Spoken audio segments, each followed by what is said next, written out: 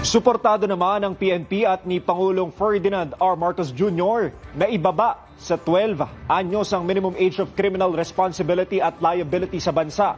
Kasunod pa rin yan ng shooting incident sa Tacloban.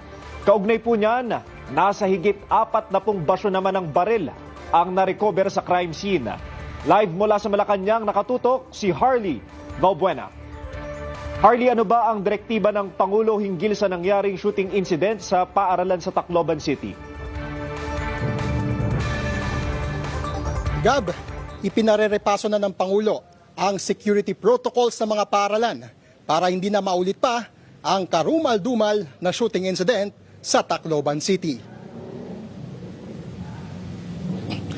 Sa timeline ng shooting incident sa San Jose National High School sa Tacloban na iprinisenta ng PNP, sinabing nagsimula ang pamamaril 9:20 ng umaga.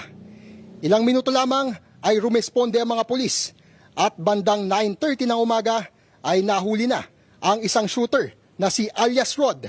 At bago mag-alas 12 ng tanghali ay hawak na rin ang ikalawang shooter na si alias Nash. Ayon sa PNP, kabuang 48 pieces of evidence ang narecover, kabilang ang mga basyo ng bala at tinatayang aabot umano sa 35 putok ng baril ang nagawa ng dalawang children in conflict with the law. Para maiwasang maulit ang mga ganitong insidente, ipinagutos na ni President Ferdinand R. Marcos Jr. ang pagpapatupad ng mga hakbang, kabilang ang pagrepaso sa security protocols ng mga paaralan.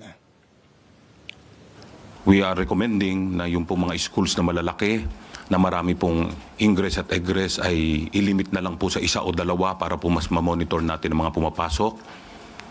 Also, yung anti-bullying policies, we are planning to conduct simulation exercises kagaya po ng earthquake drills natin na kung saan ay matuturuan po ang ating mga estudyante at ating mga guro at lahat po kung paano po mag-react o ano po ang gagawin in crisis situations.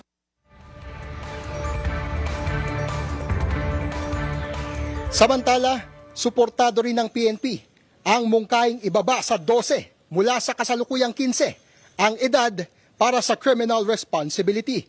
Kahit ang Pangulo, bukas din dito.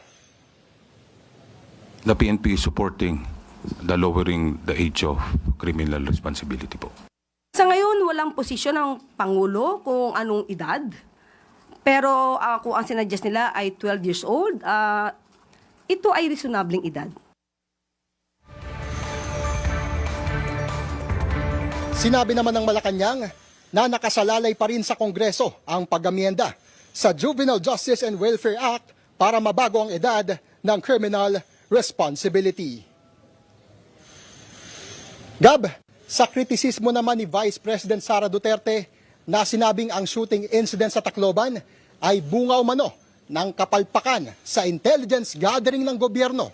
Iginit ng palasyo na hindi maaaring isailalim sa intelligence monitoring ang mga mag-aaral dahil hindi naman sila may tuturing na mga terorista. Gab? Maraming salamat, Harley Valbuena.